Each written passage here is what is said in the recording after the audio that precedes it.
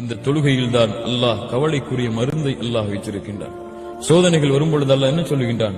வஸ்தஈனு பிஸ்ஸப்ரி வஸ்ஸலாத், பொறுமையை கொண்டும் தொழுகையை கொண்டும் அல்லாஹ் உதவி தேடுங்கள் என்று அல்லாஹ் சொல்லுகின்றான். கவலைக்குரிய மருந்து இந்த தொழுகையில் இருக்கிறது.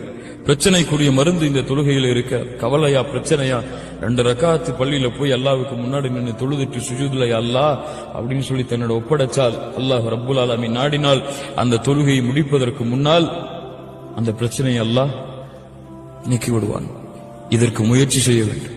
சாதாரணமாக இது முடியாது. இந்த உலக வாழ்க்கை இயந்திரமான இந்த உலக வாழ்க்கையில் இதுவெல்லாம் சாதாரணமாக நம்மால் செய்ய முடியாது. ஷைத்தான் திசை திருப்பத்தான் செய்வார். ஷைத்தான் திசை திருப்பத்தான் செய்வார்.